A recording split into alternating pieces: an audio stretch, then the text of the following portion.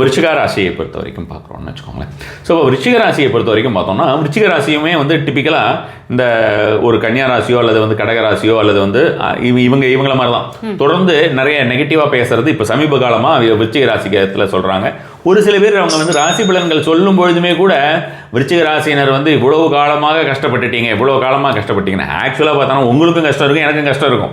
யாருக்குமே கஷ்டம் இல்லாத ஒருத்தன் மனித பிறவியாகவே பிறக்க முடியாது. ஸோ அப்போ ஒருத்தரை வந்து அட்ரஸ் பண்ணும்பொழுது இந்த மாதிரி விருச்சிக ராசியினர் இவ்வளவு காலமாக கஷ்டப்பட்டுட்டீங்க, இனிமே விடிவு காலம் பிறக்க போகுது அப்படிங்கும்போது அந்த ஒரு நெகட்டிவ் பேட்டர்னை வந்து அவங்க மண்டக்குள்ளே செலுத்திடுறாங்க.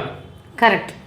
ஸோ அந்த கரெக்டாக 2026 1ஆம் தேதியிலேருந்து சில விஷயங்கள் என்ன ஆரம்பிச்சிடோம்னா அது மாதிரி கிடையாது. நம்ம வந்து இப்போ சித்திரை மாதத்தில் வந்து சூரியன் வந்து உட்காந்துட்டார் மேஷத்துலன்னா அப்போலேருந்து ஏதாவது நடந்தணும்னா நம்ம வந்து சொல்லலாம், ஆமாப்பா அப்படி நடந்துருப்பா, ஏதாவது ஒரு விஷயம் அவர் ஏதாவது சின்ன சின்ன சேஞ்சஸ் காமிக்க ஆரம்பிச்சிருவார் சொல்லலாம்.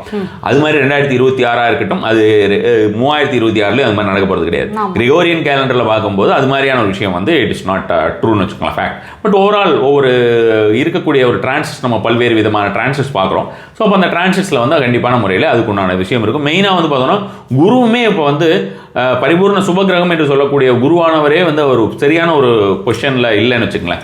அவர் வந்து கண்ணாபின்னான்னு ஒரு ஃபாஸ்ட் மோஷனில் இருக்கார். அதிச்சாரம்னு சொல்லுவோம். அதிச்சாரம் பண்ணுறோம், அதிச்சாரத்தில் போகிறார், அப்புறம் வந்து திரும்ப வக்ரகதி அடைகிறார், திரும்ப அதிச்சாரத்துக்கு போகிறார், அதுக்கப்புறம் திரும்ப பேக் டு த ஸ்கொயரியே அப்படியே பண்ணிக்கிட்டு இருக்கார். இது மாதிரி 2032 வரைக்குமே கிட்டத்தட்ட அவர் இருக்கிற மாதிரியான ஒரு சூழ்நிலை இருக்குது. ஸோ அப்போ நம்ம வந்து ஒரு 6-7 வருஷம் ஓவராலாக கொஞ்சம் ஒரு மாதிரி ஒரு மிக்சட் ரிசல்ட்ஸ் வந்து பலருக்குமே நம்ம வந்து எதிர்பார்க்கக்கூடியதாக இருக்கும். விருச்சிக ராசியை பொறுத்த வரைக்கும் நம்ம பழசெல்லாம் மறந்துட்டு அவங்க வந்து நம்மளோட கஷ்டங்கள்லாம் தீர்ந்தாச்சு, நாம் வந்து வேறு மாதிரியான ஒரு நிலைமையில் இருக்க போகிறோம் அப்படின்ற மாதிரியான ஒரு கான்ஃபிடென்ஸ் அவங்களுக்கு உள்ளுக்குள்ளே கொண்டு வந்துட்டாங்கன்னா இந்த வருஷம் வந்து அவர்களுக்கு நிறைய பெரிய ஹைட்ஸ் தொட முடியும். அவங்களுடைய அந்த ஒரு பெரிய பேட்டர்ன் மட்டும் அவங்க விட்டுட்டாங்கன்னா போகிறோம். இந்த வருஷம் அவங்களுக்கு நிறைய நன்மைகள் நடக்கிறதுக்கு காத்துக்கிட்டு இருக்கு. அந்த காத்துக்கிட்டு இருக்கிறதெல்லாம் அவங்க யூட்டிலைஸ் பண்ணிக்கணும். அந்த யூட்டிலைஸ் பண்ணுறதுக்கு ரெடியாக இருக்குது. அதை அவங்க யூட்டிலைஸ் பண்ணிக்கக்கூடிய ஒரு விஷயமா இருக்கும்.